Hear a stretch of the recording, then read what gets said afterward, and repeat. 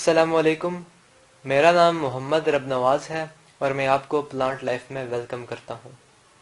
अगर आपको मेरी वीडियो पसंद आए तो मेरी वीडियो को लाइक भी कीजिएगा और शेयर भी कीजिएगा और मेरे चैनल को ज़रूर सब्सक्राइब कीजिएगा और बेल आइकन के बटन पर क्लिक भी कीजिएगा ताकि आपको नोटिफिकेशन मिलता रहे जब भी मैं कोई न्यू वीडियो अपलोड करूँ। आज मैं बात करूँगा मरवा प्लांट पर, जिसे मुरैया और ऑरेंज जैस्मीन भी कहते हैं। ये बेसिल फैमिली से बिलोंग करता है। ये पौधा जड़ी बन जाता है।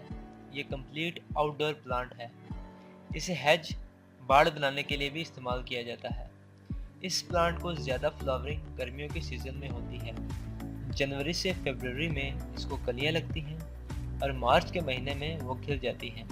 इसके सफ़ेद रंग के बहुत ही खूबसूरत फूल होते हैं और उनकी खुशबू भी बहुत प्यारी होती है। मार्च से लेकर नवंबर तक इसकी फ्लावरिंग होती रहती है। ये एवरग्रीन प्लांट है। इसकी ग्रोथ 10 महीने होती है और नवंबर और दिसंबर में इसकी ग्रोथ नहीं होती। ये कंप्लीट आउटडोर प्लांट है। इसे दिन में 6 से 8 घंटे धूप की ज़रूरत होती है। अगर आप इसे धूप में नहीं रखेंगे तो इसको फूल नहीं लगेंगे। इसके पत्तों की ग्रोथ होती रहेगी लेकिन ये फूलों से महरूम हो जाएगा। ये एक हर्बल प्लांट है और इसके बहुत से बेनिफिट्स हैं। अगर आपने इसे घर में लगाया हो तो आप मच्छरों से महफूज रहेंगे। मच्छर इस प्लांट से दूर भागते हैं। इस प्लांट की मैक्सिमम हाइट 60 टू 90 सेंटीमीटर है।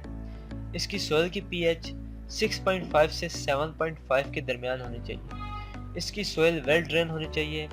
इसको पानी आप तब दें जब इसकी अपर सरफेस ड्राई हो जाए। आप इसकी कटिंग भी लगा सकते हैं। कटिंग लगाने के 2 मौसम होते हैं, बाहर का मौसम और बरसात का मौसम। ये बहुत हार्डी प्लांट है। अगर आपसे ओवर वाटरिंग हो जाए तो तब भी ये प्लांट नहीं मरता। ये बहुत इजी टू ग्रो प्लांट है।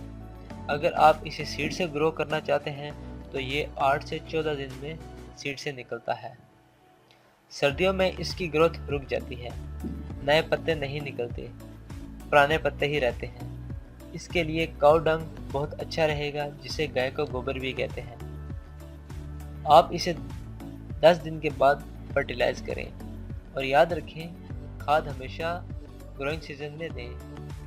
नवंबर और दिसंबर में इसे आपने खाद नहीं देनी। खाद डिकम्पोज करके पाउडर फॉर्म में देनी है। इसके पत्ते डार्क ग्रीन कलर के हो जाते हैं जब पुराने हो जाते हैं। इस पर पेस्ट अटैक करते हैं तो आप इस पर कोई केमिकल स्प्रे नहीं कीजिए बल्कि नीम ऑयल स्प्रे करें। और जब इसके फूल मुरझा जाएं तो आप इसकी प्रूनिंग करें और इससे इसकी हेल्थ अच्छी होगी। अगर आप नहीं काटेंगे इसके फूल जो मुरझाए हुए होंगे तो प्लांट की लाइफ कम हो जाएगी। ये बहुत खूबसूरत प्लांट है। आप इसे ज़रूर अपने घर में लेके आएँ। उम्मीद है आपको मेरी वीडियो पसंद आई होगी। अल्लाह हाफिज़।